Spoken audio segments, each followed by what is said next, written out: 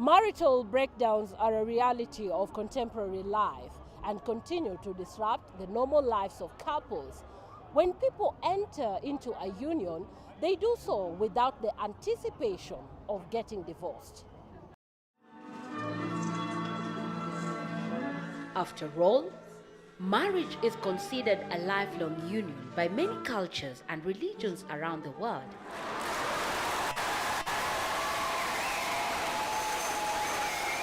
And the embers of love during weddings or engagements never indicate that the sweet emotion and feeling could ever be replaced by something else more sinister and unfeeling. But love, for many couples, is never eternal. It dies or is killed by many factors.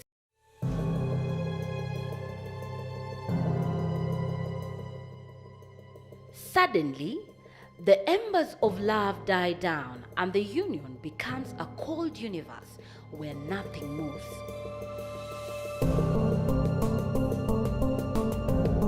Lives are shattered, children separated from the love of their parents, dreams deferred or killed in the blink of an eye.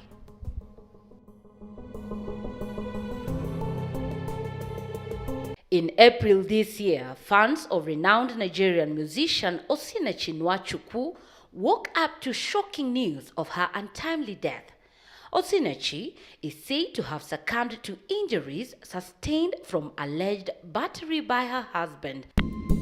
And in death, she became yet another unfortunate addition to the number of women and men killed in the name of love. Osinachi is said to have remained in her abusive marriage despite numerous calls by her family to end the relationship.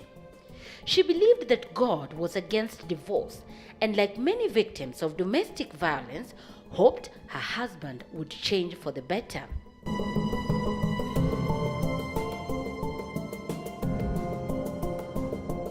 Now, her tragic death has reignited debate on the thorny issue of violence and battery in marriage and how far couples should go to save face and save their relationships. This time, however, the debate has not been left to relationship experts and counselors. Gospel musicians who have been shocked by Osinachi's death are adding a voice to this and urging the church to reconsider its dogma, especially on divorce.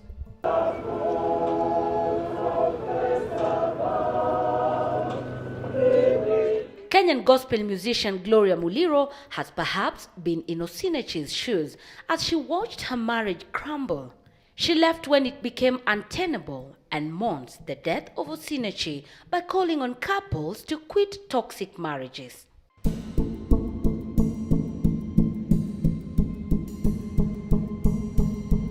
She wrote on her Facebook, and I quote, "My soul bleeds for this soul. Minister Osinachi, rest. Ladies, men, what if the shame of what will they say is your healing in disguise? Listen, is your life at risk? Don't wait to die. Thank God I'm alive, happy and loved." In an interview with KTN Home last year, before she remarried, the gospel singer revealed it took her 6 years before walking out of her troubled marriage.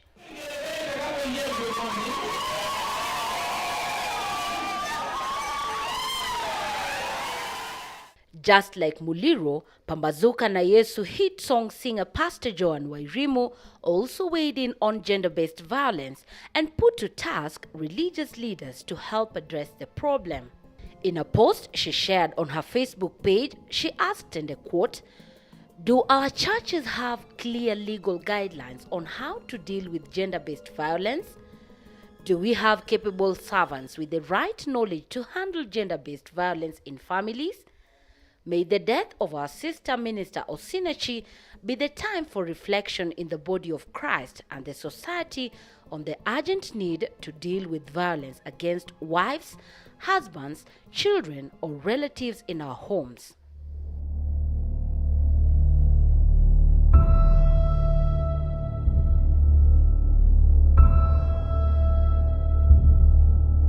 To Joan Wairimu, the late Osinachi's predicament is a mirror of what she also had to endure for about 17 years before her marriage was dissolved. Kuna mambo mengine mimi najua sana inaleta shida. Watu kutofuatilia hasa kutoka ile familia hao watu wawili wanatoka. Either ni kwa mababu sao, ile mambo mababu sao walikuwa wanataka ifuatiliwe, kama ishafuatiliwa, kama haijafuatiliwa hakika ile ndoa hata waende waende wafanye ile mambo wanasema ni kupeleka mahali hivyo tu kawaida na kufikiria bila kufuatilia mambo ya wasasi, haki hiyo ndoa haiwezi kaa, lazima itafujika. Kwa hivyo ni vizuri watu wafuatilie, hata serikali yetu ishikilie mambo ya watu kufuatilia hata kule kutoka mashinani, mwanzo wa wale watoto. Most people in these circumstances opt to keep their marital challenges to themselves, often with tragic consequences. Societies can be unforgiving to divorcees as people unknowingly reinforce the belief of failure or lack of belonging to those who have walked down this uncomfortable road. Jenny Washira's happily ever after kind of love story ended after 12 years. I was very positive about marriage and just getting into it, and I did not get to learn this person well. I was, you see, the initial part just got like abuse, and we never got to address even the issues that were in the marriage. But why didn't she seek marital counseling as her Christian religion advises? In her own words, and perhaps capturing the fears of thousands like her who find themselves in these difficult circumstances, the judgment that comes with seeking help was too much to bear.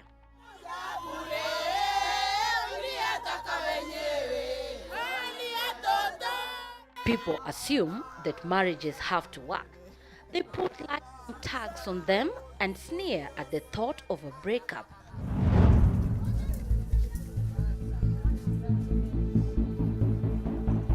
Divorce is rarely discussed in religious circles, as to many, it is an inherently complex process.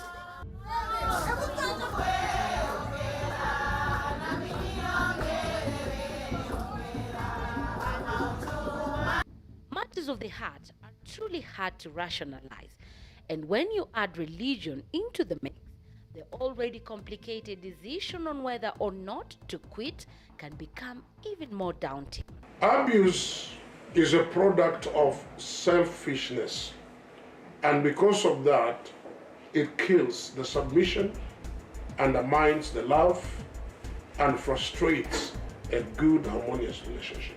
The Bible, they say, does not encourage divorce unless a couple can prove that the two can no longer live together, or unless one's life is demonstrated to be at risk.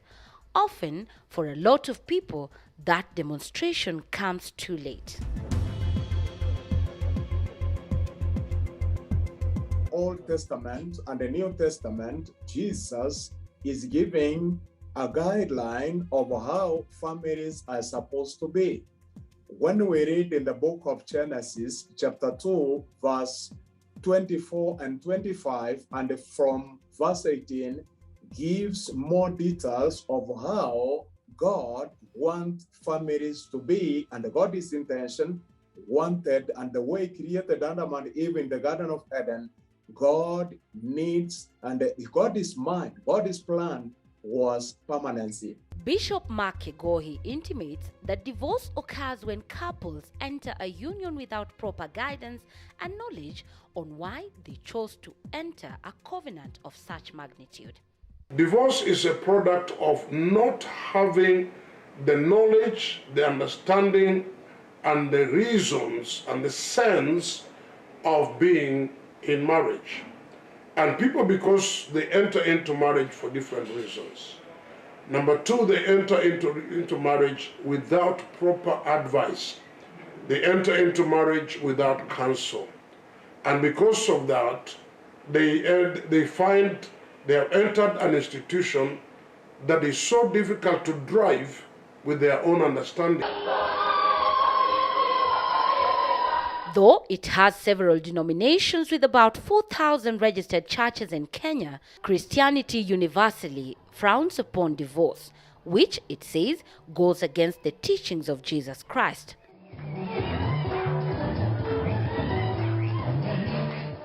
There's no way that we can justify or change what the Bible is saying concerning marriage.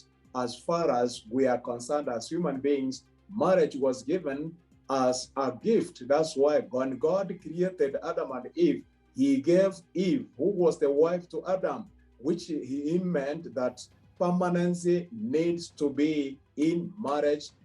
There is no way that Jesus is allowing divorce, and there's no way. That's why Jesus said in the New Testament, in the book of Matthew, that let nobody put asunder in marriage. So separation is not mentioned in the Bible.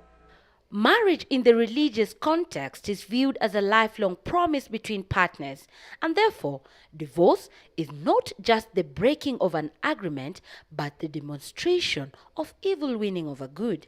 If we submit to that role, then everything will run smoothly. Conflict begins when we do not have set standards and values in that relationship. So everybody wants to do whatever they want to do. And that creates conflicts in the relationships.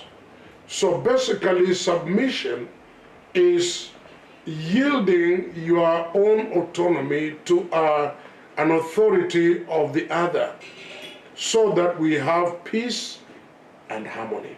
The Bible calls for submission in marriage, but does it open a window of abuse in modern marriages that face a myriad of challenges and pressures? Conflict begins when we do not have set standards and values in that relationship. So everybody wants to do whatever they want to do. And that creates conflicts in the relationships.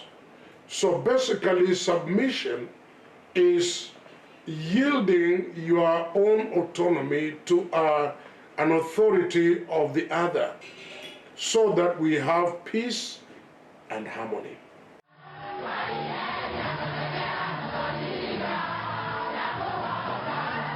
The place of divorce in religion is something that has been questioned over the years, and it dates way back in the Old Testament, where Pharisees asked Jesus whether it was lawful for a man to divorce his wife for any reason.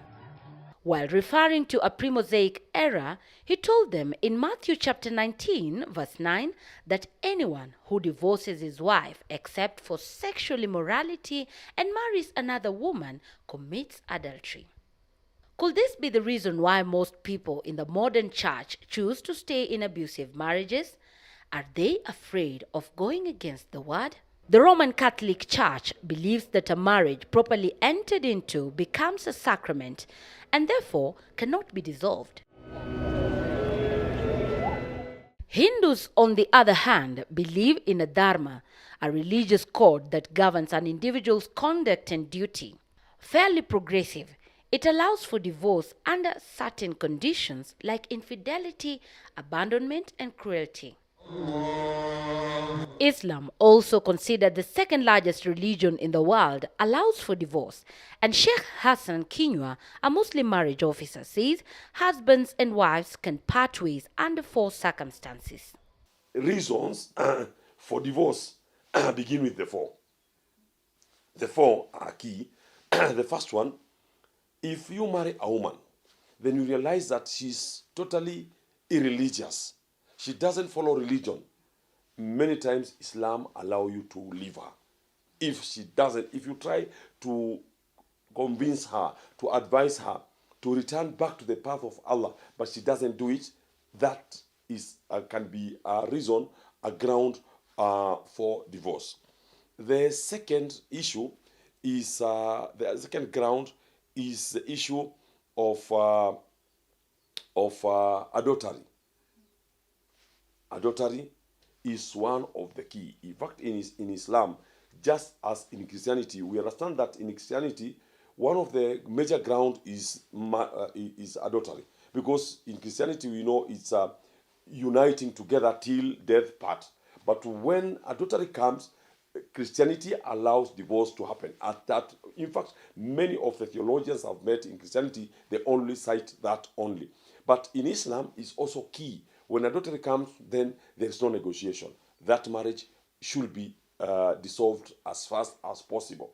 Unlike in conventional law, divorce can be issued up to 3 times in Islam, and both men and women can seek it. As in the other religions, the rate of divorce among the Muslim communities in the country is also on the rise, and Sheikh Kinyua attributes this to abuse of drugs, especially among the Muslim communities at the coast. The truth is that divorce in Islam is rampant, especially in the Muslim-dominated areas. I was in Mombasa last week, and I witnessed 32 divorces 1 week. I'm not talking of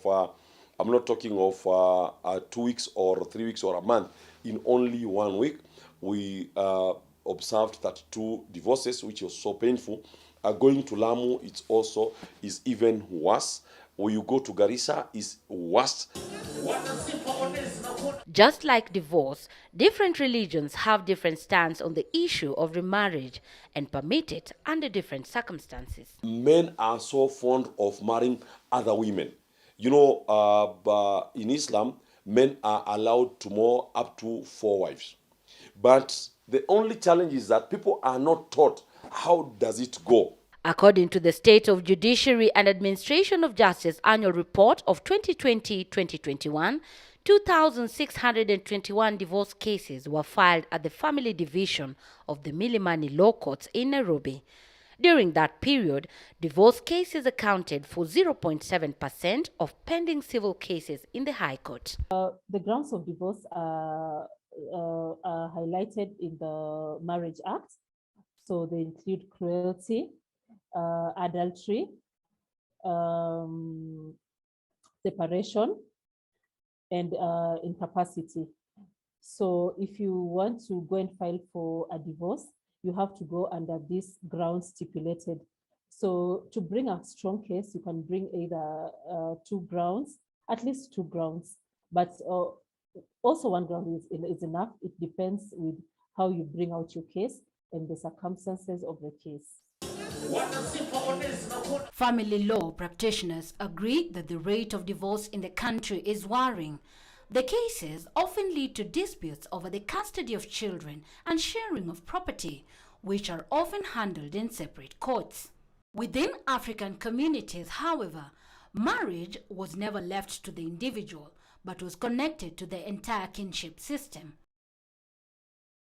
It is assumed that marriage should work, but should a situation arise where the two cannot really cope up, and it's either cruelty, because cruelty was considered as a very serious offense in our culture, or sometimes the lady stays in that home and does not conceive for a long period of time. Sometimes parents would consider. Pauline Gikanga, a marriage counselor and psychologist, calls on couples to look out for red flags in their marriages in a bid to help them get help before the marriage becomes unsalvageable or ends in tragedy. You'll be surprised that most of the red flags that we see in marriage, we actually saw before marriage.